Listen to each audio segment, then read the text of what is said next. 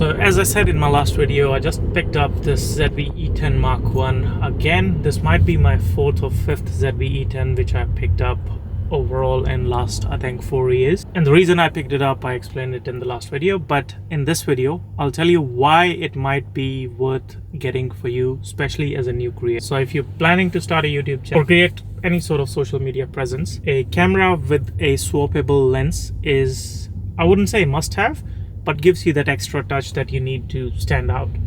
And it's an amazing system to learn as well, because Sony's ecosystem overall is quite famous among content creators, mostly because of the reasons that I'm going to say in this video or tell in this video.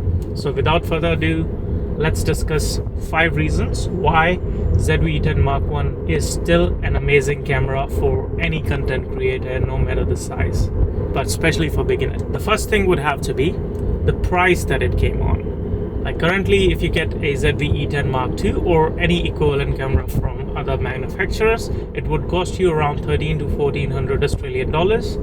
But you can get a ZVe10 Mark 1, just the body, around 800 brand new, and with the lens around $1000, which is still expensive for a creator starting out. But the fact of the matter is, if you want to develop your skills as a cinematographer, videographer, or even a content creator, you need to understand and learn the basics of cinematography or even photography, right? And for that, this camera provides you an amazing sensor which is capable of doing 4K 30 FPS. And that brings me to the second bit, which is the size and compactness of this camera.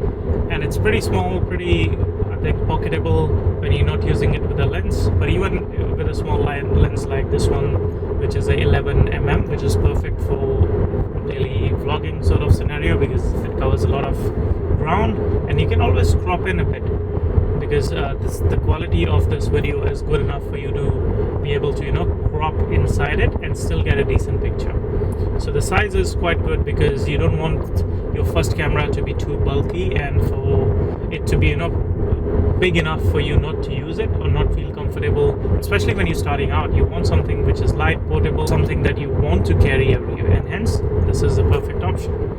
And the third reason is that you can use this camera to live stream straight from your PC. Just connect a USB-C, and this allows, without any other softwares from Sony or other manufacturers, you just are able to live stream straight off the camera without any need for a fancy setup or settings change. And that's quite good, but that's just limited to 720p on this camera.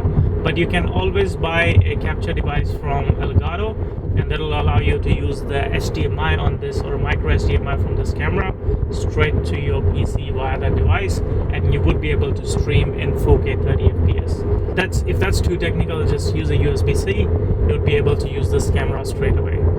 And that opens up a lot of opportunity for all the streamers, as well as all the content creators who wants to use softwares like OBS to shoot their videos, or if you want to use it on something like Twitch or any sort of stream or live stream, it'll be perfect. And the fourth reason to pick up this camera is that it's an interchangeable lens camera, which means you are able to control the amount of light that enters through changing the lens, the framing of the picture, as well as learn how different focal length works. Because assume you're just starting your content creation journey, you wouldn't want to spend a lot of money without doing your research or without knowing your use case, because it could be that all you need for your content creation is a vlog setup like this one, which is giving you a decent enough picture. It's wide, it's way better than what you can get it on your phone, especially at low light or at night scenarios. This would outperform any phone right now with a decent lens on it.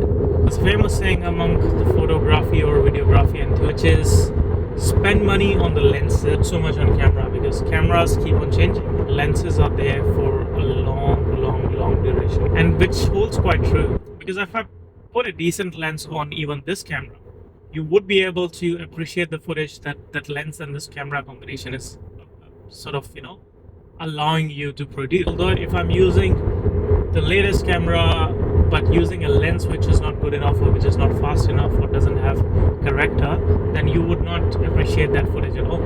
So in that case, this camera allows you to see your use case, buy it for cheap, or even if you're getting used, you might be able to even get a deal like what I did, and then you would be able to experience what focal length works for you.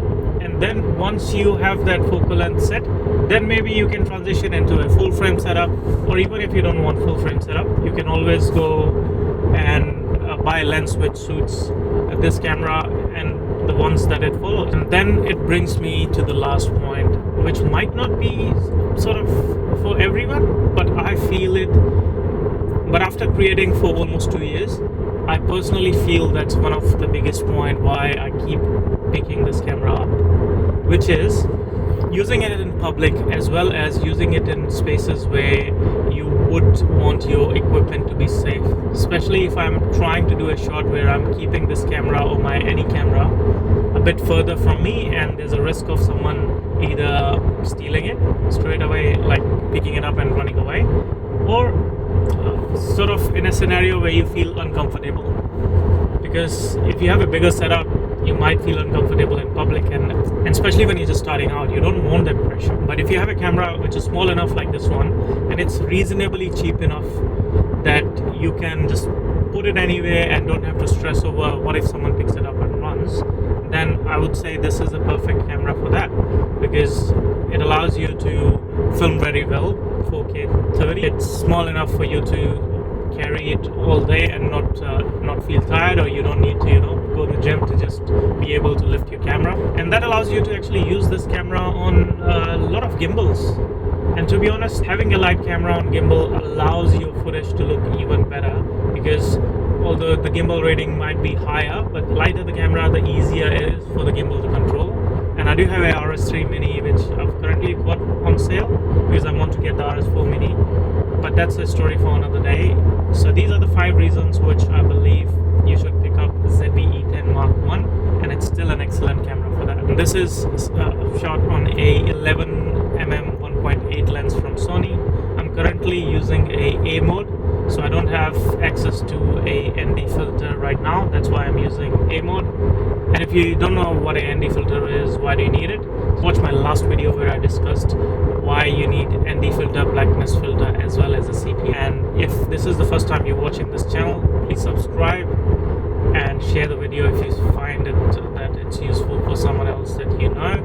Otherwise, take care, and I'll see you